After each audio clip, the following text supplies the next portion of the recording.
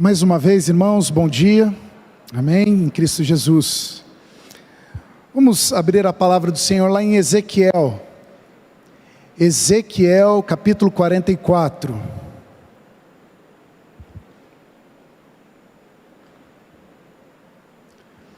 Ezequiel, que tem como significado este nome, Deus fortalece.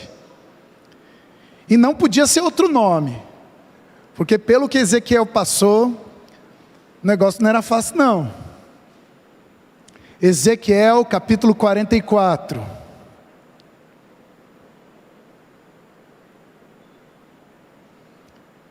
Ele foi um profeta da cidade de Judá. Profetizou em 3 períodos. Profetizou para seu próprio tempo, para a primeira vinda de Jesus e para o retorno de Cristo. Dito assim, como que um proto-evangelho, o evangelho insípido ainda, iniciante. Não foi só Ezequiel conhecido como um proto-evangelho, Isaías também. E há alguns que dizem que Isaías resumiu basicamente toda a Bíblia e sintetizou os princípios das grandes teologias, dos estudos a respeito da grandeza de Deus, da palavra do Senhor.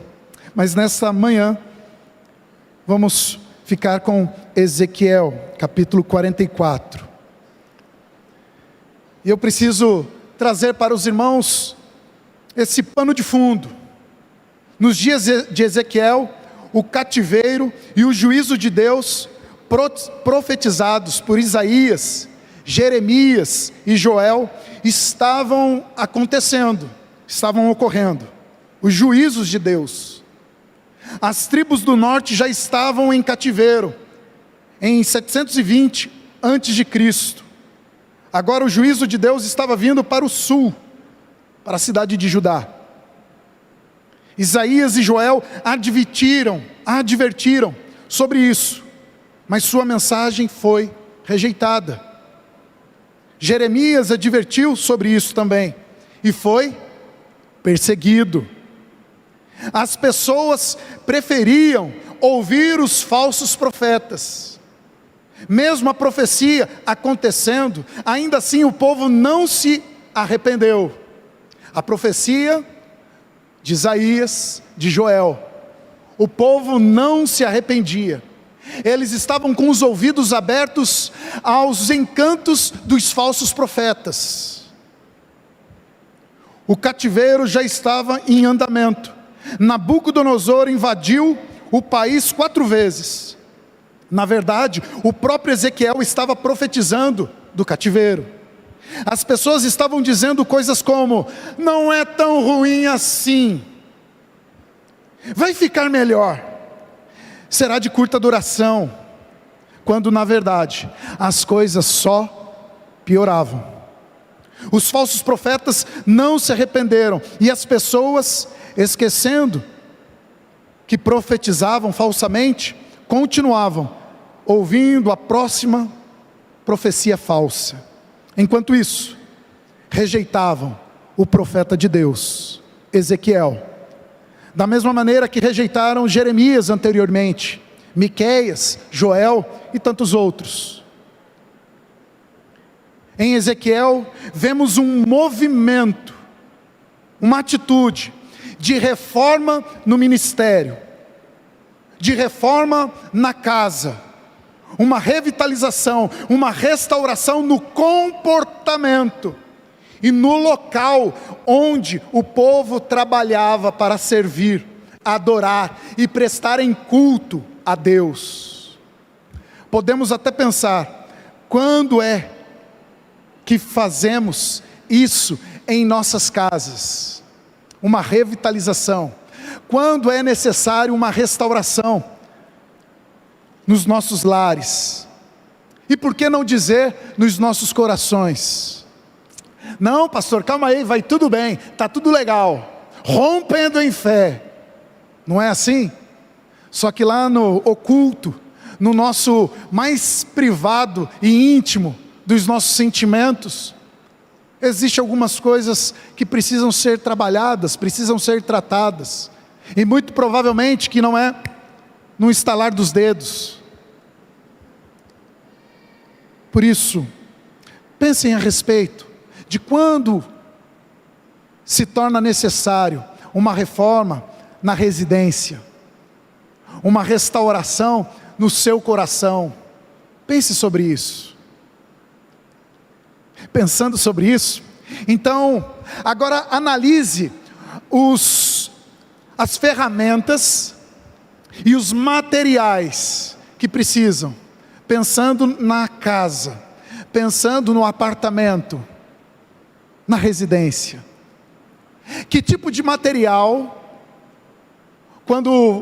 ainda que você não seja perito, conhecedor, mas que tipo de material você deseja para usar na restauração da parede da sua casa, dos pilares que são necessários, das vigas, enfim, que tipo de material? É um material de 4ª categoria? De 3ª categoria? Sim? Não. Não pensando muito em dinheiro, nós buscamos o melhor produto, o melhor material possível, acessível, para que possamos fazer uma restauração no piso, na parede, no encanamento, nas vias, os canais elétricos, enfim. Agora pare um pouquinho para pensar a respeito do jeito, modo,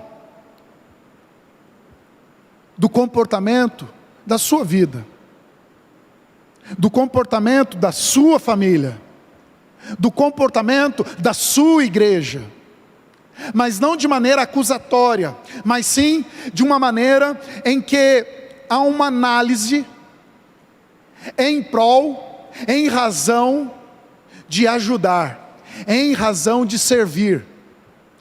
É basicamente isso que acontece com Isaías, com Joel, com Miqueias, com Ezequiel e com tantos outros. O que eles recebiam da parte de Deus, fosse em visão ou fosse por audição, eles proclamavam, não para serem arrogantes diante dos sacerdotes, diante dos levitas, diante do povo. Eles proclamavam um alerta, eles levavam um anúncio de que as coisas estavam andando mal, as coisas não estavam caminhando bem. Mas alguns sacerdotes, alguns levitas, o próprio povo, a sociedade do povo de Israel, o povo de Deus, não estavam percebendo que eles tinham se acostumado com posturas, com maneiras, jeitos pagãos, descrentes, incrédulos, idólatras, desobedientes, desafeiçoados à lei do Senhor, distantes do padrão estabelecido pelo próprio Deus ao seu povo. Em um momento eu já disse aos irmãos, nós somos crentes em quem? Seguimos a quem? Por meio de quê? Se somos crentes em Cristo e seguimos a Cristo por meio da palavra, então isso deve ser o norteador, isso deve ser o orientador.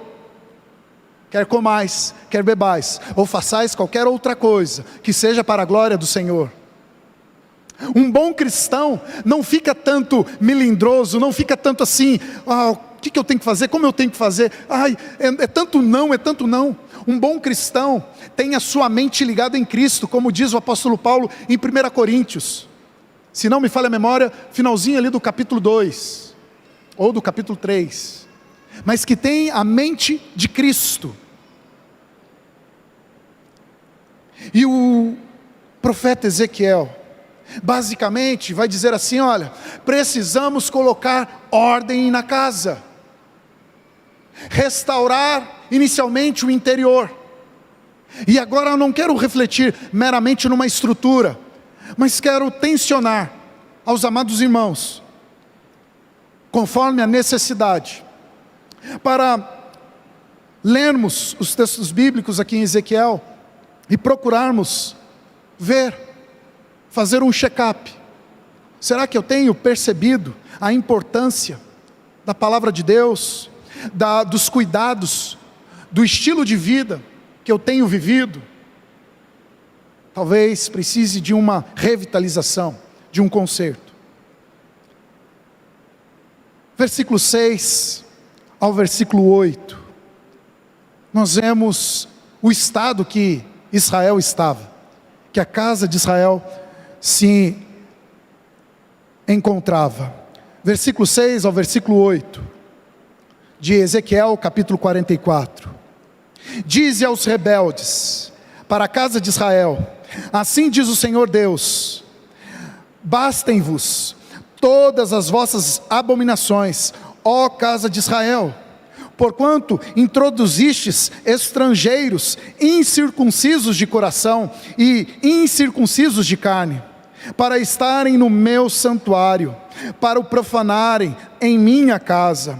Quando ofereceis o meu pão, a gordura e o sangue, violastes a minha aliança com todas as vossas abominações. Não cumpristes as prescrições a respeito das minhas coisas sagradas, antes constituístes em vosso lugar estrangeiros para executarem o serviço no meu santuário. Olha a orientação, olha a advertência que Ezequiel, por meio de Deus, por inspiração divina, ele proclama ao povo de Israel.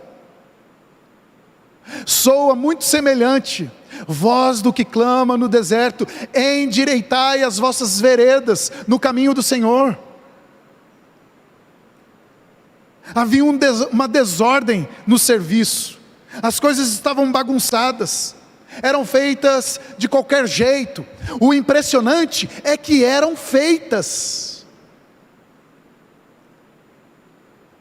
As pessoas não estavam percebendo que o ritual que eles estavam praticando, e eu digo primeiramente aos sacerdotes, porque é isso que Ezequiel vem a tratar de primeiro momento, que os sacerdotes, aqueles que lideravam o povo de Israel, aqueles que estavam incumbidos, responsáveis de serem tutores espirituais, que eram os sacerdotes do povo, eles haviam debandado, deixado o viver dentro dos padrões de Deus.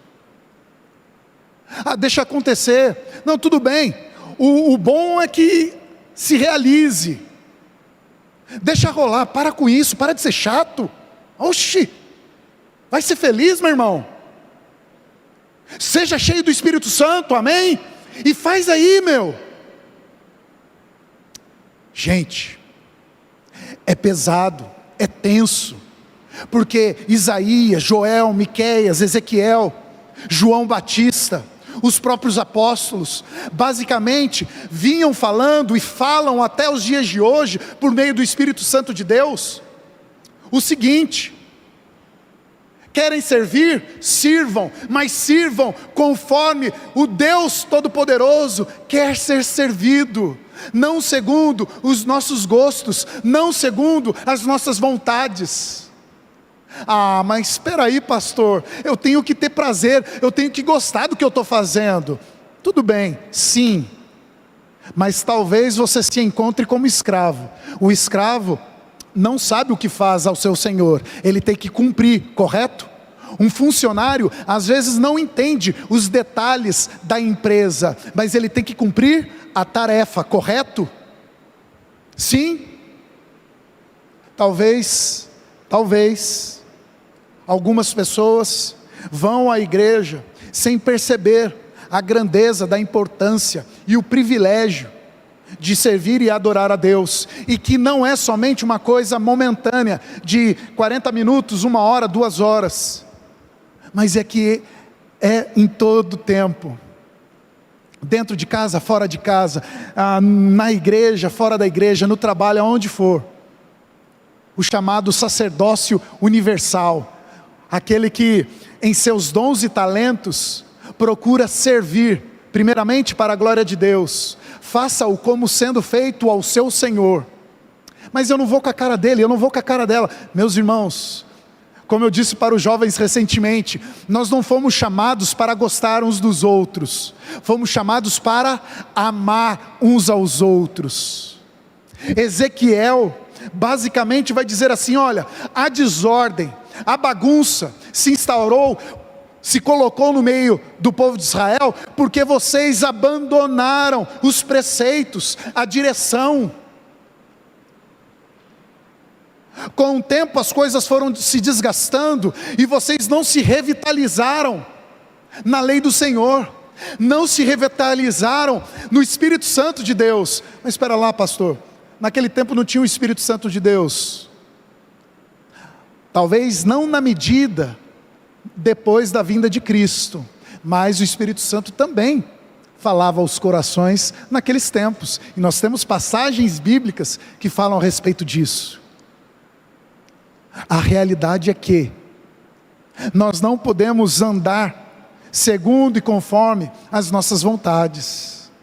Nós precisamos realmente observar, analisar, se temos introduzido coisas em nossos corações que são abominações ao Senhor, se temos deixado acontecer de algum jeito ou de qualquer jeito, coisas que não agradam ao nosso Deus, e nós não podemos relativizar, e nós não podemos dar desculpinhas.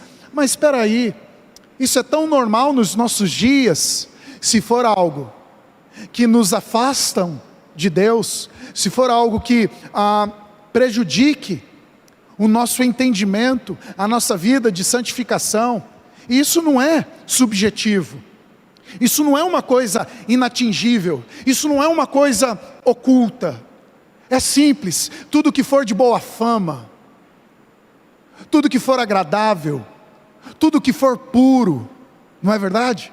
Filipenses 4 versículo 8, que ocupe o vosso pensamento, o vosso sentimento, que seja isso que venha estar moldurando ou dando o tracejo pelo qual vamos caminhar.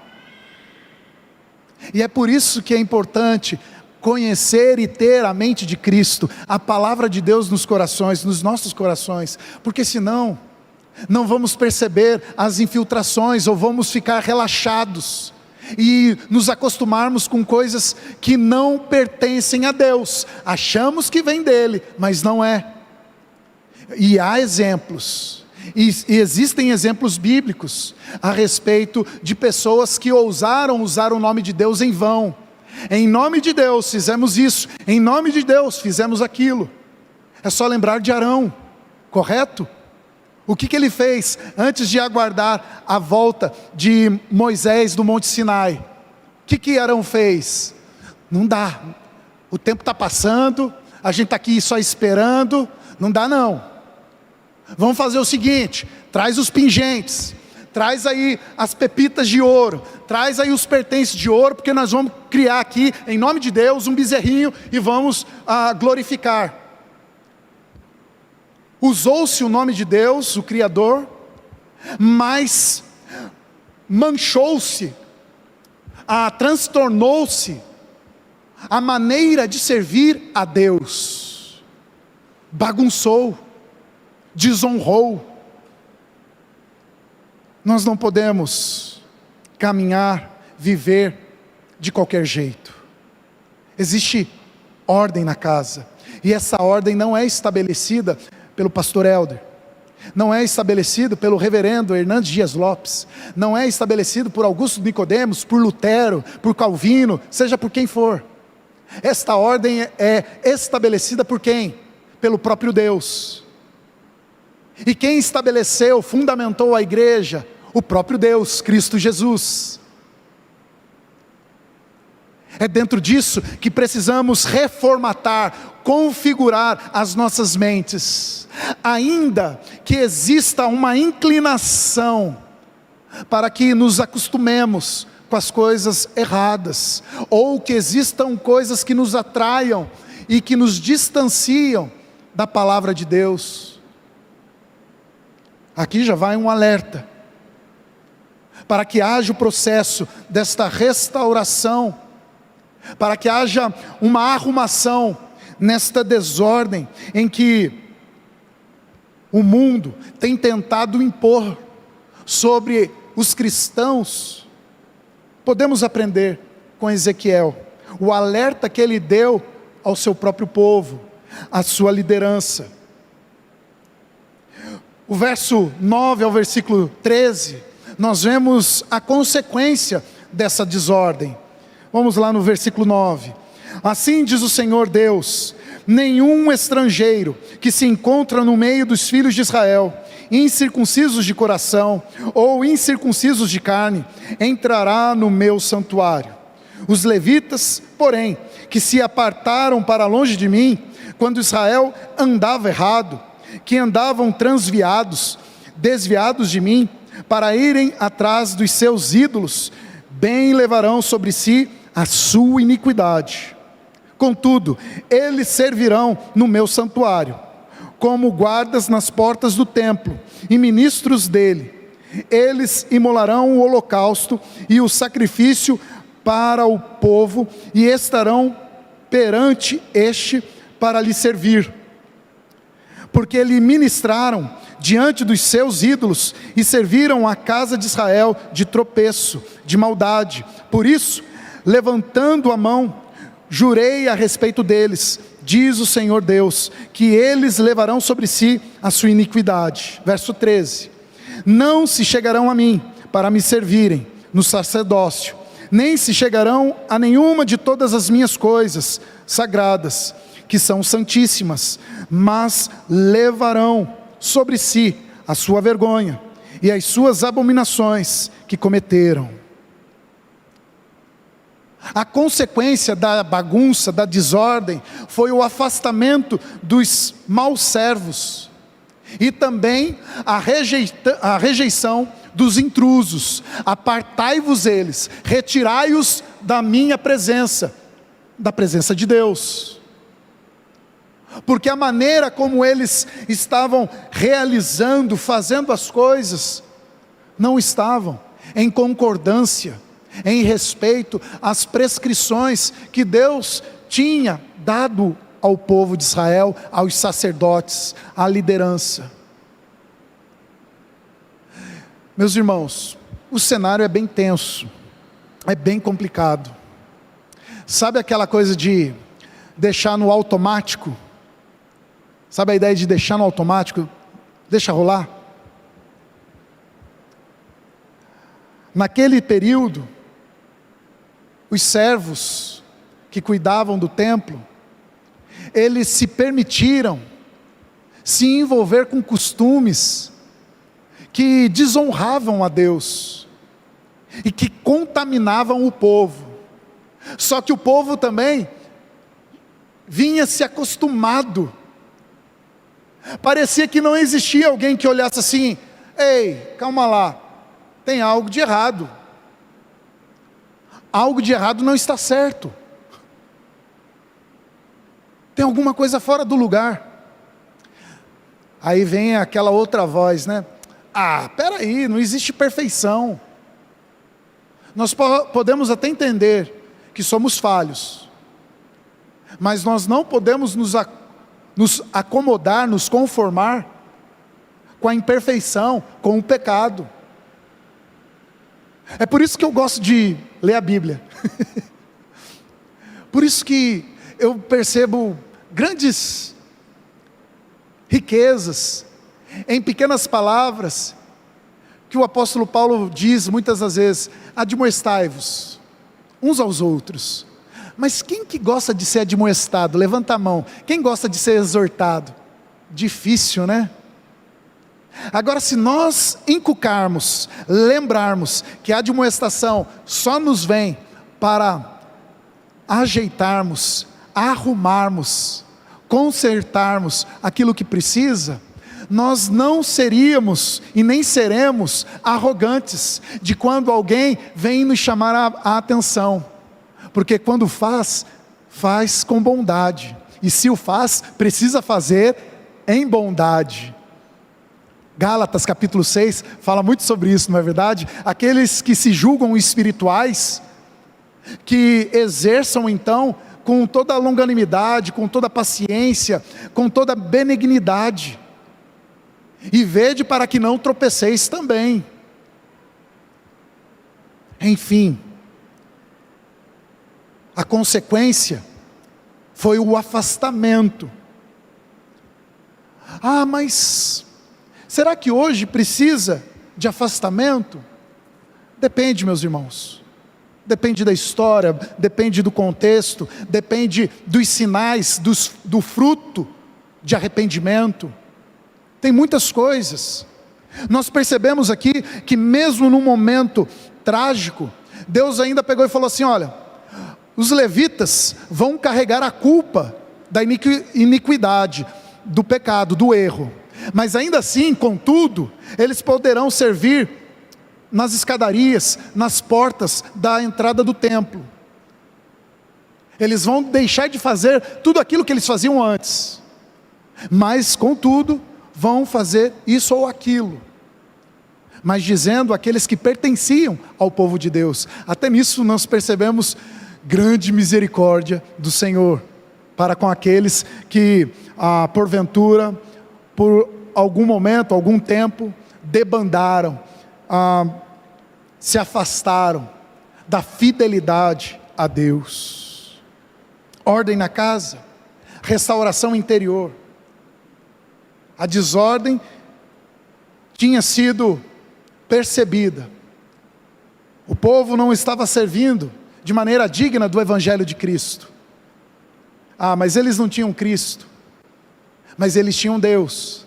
Eles tinham também que viver de maneira digna daquele que os criou, e daquele que os atraiu para ser um povo.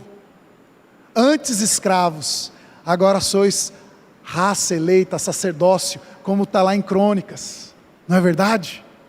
E depois reproduzido, repetido, pelo apóstolo Paulo lá em Romanos. Bem, meus irmãos, no verso 15 ao versículo 16, nós vemos Deus mudar aquela casa, gerar uma restauração. Mas os sacerdotes levitas, os filhos de Zadok, que cumpriram as prescrições do meu santuário, quando os filhos de Israel se extraviaram de mim, eles se chegarão a mim, se aproximarão, para me servirem, e estarão diante de mim, para me oferecerem a gordura e o sangue, diz o Senhor Deus. Eles entrarão no meu santuário, e se chegarão à minha mesa, para me servirem, e cumprirão as minhas prescrições. Os filhos de Zadok, sacerdote. Eu não entendo muito bem não, porque existem coisas que não são muito claras, mas eu sei que a família de Zadok, uma família de sacerdote, eles viviam um tanto distante da capital, viviam distantes. Fique imaginando assim, bom, nós não precisamos de outros, nós já estamos prontos, somos suficientes. Zadok provavelmente foi deixado um tanto assim de lado, ele não tem muita boa feição não, ele não é muito bem quisto no nosso meio, mas na hora que a coisa apertou, foi se lembrado de uma família que estava lá de cantão, mas que eles podiam servir ao Deus Altíssimo. Sabe o que eu aprendo com isso? Que não tem essa coisa de maior destaque, de quem é mais do que o outro, que quem aparenta ou apresenta uma coisa aparentemente melhor, que faz isso ou faz aquilo. Na realidade, o que eu venho aprendendo e venho percebendo é que, se os nossos dons e talentos não servirem para glorificar a Deus e ser motivo de edificação aos irmãos que estão à nossa volta e também aos incrédulos, então não adianta nada fazer o que fazemos. Seremos parecidos com estes levitas que se transviaram, que se distanciaram de viver da maneira que agrada a Deus. Precisamos estar constantemente atentos do levantar de Deus nas nossas vidas, do sacudir de Deus nas nossas terras. Estremeça, Senhor, a minha nação, a nossa nação, estremeça, ó Deus, as nossas terras. Nós vemos em Ezequiel, nós vemos em outros profetas a questão do tremor, que Deus abale a terra. Não é somente uma questão que também envolve a realidade física, mas também tem muito a ver com um tremor de que, olha, as coisas aí estão bagunçadas, vocês receberão um tremor, porque precisa ser colocada a casa em ordem. É no lar, é nas emoções, nos sentimentos. Quando isso, pastor? Quando isso, meu irmão? Quando você deixou de olhar para Cristo, quando você deixou de observar a palavra do Senhor com tanta intenção, com tanta vontade de, Senhor, eu quero viver segundo e conforme o teu querer. Mas se o Senhor não for por mim, do que me adianta atravessar o Jordão? Tô aqui, a cabeça está vindo um monte. Do que me adianta? Lembrando do clamor de Josué, no capítulo 5, capítulo 6, quando se deparam com o povo de Ai, lembram do episódio? Houve lá uma transgressão de uma família, eles perderam a batalha. Eu fico imaginando Josué naquele momento, se escondendo do povo, dobrando os joelhos, rasgando as vestes e falando: do que adiantou, Deus, termos atravessado o rio? Do que adiantou termos atravessado o mar, melhor dizendo, porque depois com Josué é repetido uma nova travessia, só que diante de um rio, né? Então, do que adiantou termos atravessado, sairmos do cativeiro? Do que adiantou? Era para nós sermos agora massacrados pelo povo de Ai? Era para envergonharmos o teu santo nome? Então era melhor ter ficado como escravos. Sabe o que nós aprendemos com isso, meus irmãos? É que em nossa conversão, em nosso crer na palavra em Cristo Jesus como nosso Senhor e Salvador, em alguns momentos das nossas vidas, vamos nos deparar com as nossas mazelas, vamos perceber os nossos tropeços, vamos enxergar a bagunça, por alguma situação ou circunstância que nos prejudicou, que nos abalou. Mas isso não nos impede de buscarmos a graça, a misericórdia do nosso Deus. Não deve gerar em nós uma paralisia, um engessamento. E se for ter um engessamento, que seja só para um estancar ali, de um membro que se quebrou e precisa ser endireitado. Mas a grande questão, meus irmãos, é que precisamos estar atentos àquilo que Deus tem ao seu povo. E aí é importante, você, puxa aí para o seu pessoal, eu tenho sido servo do Senhor, eu tenho sido, as mulheres, servas do Senhor, e como eu tenho sido. Se não for pela palavra, sinto lhes dizer, meus irmãos, se nós não estivermos cheios do Espírito Santo, cheios da palavra do Senhor, eu sinto dizer, não estamos vivendo como o povo de Deus. Não estamos.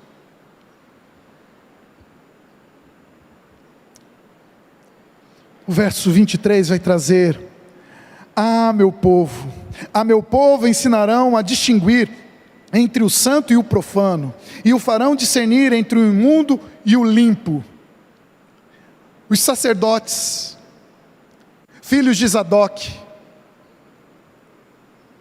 retornariam a lembrança, a memória de como o povo do Senhor deveria fazer ou ter o discernimento daquilo que prejudica com aquilo que gera benefício, daquilo que desonra, afasta-se, lança para fora, para aquilo que honra, das coisas de Deus para a vida, para o cotidiano, tirando tudo aquilo que não pertence às coisas de Deus, ao povo do Senhor. Os filhos de Zadok se tornaram grandes conselheiros, num momento crucial, num momento bem intenso, em que Israel estava em desordem. Mas Deus não abandonou. Nós temos que notar isso, muito. Deus não abandonou. Ele não abandona. Por mais trágico da experiência que um servo ou uma serva venha a passar, ou ter passado, enfim, Deus não abandona. Judas, na epístola de Judas, versículo 24, eu tenho que reforçar isso, meus irmãos. É Ele quem nos guarda, é Ele quem te guarda. Não é dos fortes a vitória, nem dos que correm melhor, mas dos fiéis e sinceros, que recebem de Cristo, do próprio Cristo, a salvação. Um hino cantado, e eu me recordei das vozes do coral, em especial dos meus pais, e a lembrança tem tudo a ver com isso que a gente está meditando nessa manhã. A nossa dependência em Cristo, na palavra, o viver e o servir da maneira que agrada a Deus. Se precisa de renovo, de restauração, de revitalização, de cuidados, de amparos externos, estéticos e internos, que sejam dentro dos moldes da santificação que Deus tem para o seu povo. Que nós não venhamos a nos contaminar com as coisas deste mundo, que nós não venhamos a nos igualar, nos equiparar às coisas deste mundo, porque aquilo que Deus tem dado ao seu povo, sim, é algo maravilhoso, é algo que nós devemos saborear. Nós podemos festejar, nos alegrar, nós podemos ter êxtase santo, divino, na comunhão, na meditação da palavra, nos louvores, no compartilhar. Nós precisamos nos incentivar mais e mais, para que nos nossos ajuntamentos, sejam pequenos, sejam maiores, como foi com jovens casais, maravilhoso, não é não, Xandinho? Foi demais, bênção demais, como foi com jovens ontem também, com a irmã Tânia, bênção demais, como tem sido com os adolescentes, os adultos, enfim, nós precisamos estimular mais e mais, para que a revitalização, caso você venha precisar, estejam nos moldes da palavra de Deus, no mesmo espírito do nosso Senhor. Porque, meus irmãos, nós podemos ver aí um pouquinho mais, para concluirmos, versículo 28, aquilo que veio a ser precioso, e a preciosidade para os filhos de Zadok, creio eu, que precisa ser também, constantemente em nossas vidas. Versículo 28. Os sacerdotes terão uma herança. Eu sou a sua herança. Não lhes dareis possessão em Israel. Eu sou a sua possessão, disse o Senhor Deus. Que bem mais precioso, que lugar melhor você pode desejar estar, senão na presença do Senhor Jesus, senão na plenitude do Espírito Santo de Deus. E como nós podemos ser plenos do Espírito Santo? Evangelho de João, capítulo 17, versículo 17. Santifica-os na palavra, a tua palavra é a verdade. A plenitude, o ser cheio do Espírito Santo, é viver dentro do padrão da vontade de Deus, é servir em conformidade. O Senhor tem orientado o seu povo a viver. Isso é ser cheio do Espírito Santo, é obedecer a palavra de Deus, que inclusive, conforme o momento, se necessário, precisamos dar a outra face, se for necessário, em razão do Evangelho, em causa do Evangelho. Com certeza é necessário virarmos a outra face. Precisamos pedir a Deus essa sabedoria, porque daí então, o nosso bem maior, a nossa herança, é gloriosa, é incorruptível, é eterna, é maravilhosa e incomparável. Por isso, meus irmãos, que nós possamos observar como temos cultuado ao nosso Deus. Isaías, Jeremias, Joel, Miqueias e tantos outros alertaram. Quando estamos na escola bíblica dominical, quando vamos ao culto para ouvir da palavra e adorar a Deus, nós precisamos constantemente absorver, receber, e se estando em conformidade à palavra de Deus, então obedecer, viver, não esperar que o outro faça, não esperar que aquela faça, mas eu e você precisamos fazer o quê? Tudo aquilo que a palavra de Deus requer daqueles que são chamados filhos de Deus. Que Deus nos abençoe, que Deus nos fortaleça, nos ilumine, em nome de Jesus. Vamos orar, meus irmãos.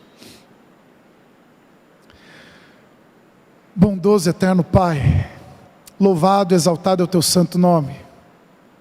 Obrigado, Senhor, porque quantas das vezes vimos as nossas casas desorganizadas, vimos, ó Deus, os nossos lares ficarem bagunçados.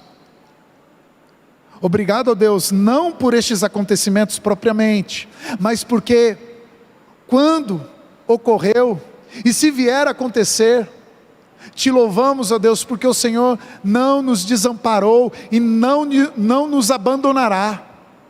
Te bendizemos, ó Deus, porque o Senhor não tem nos permitido ficarmos congelados, ficarmos paralisados, estagnados, conformados com este mundo tenebroso, corrupto, sujo.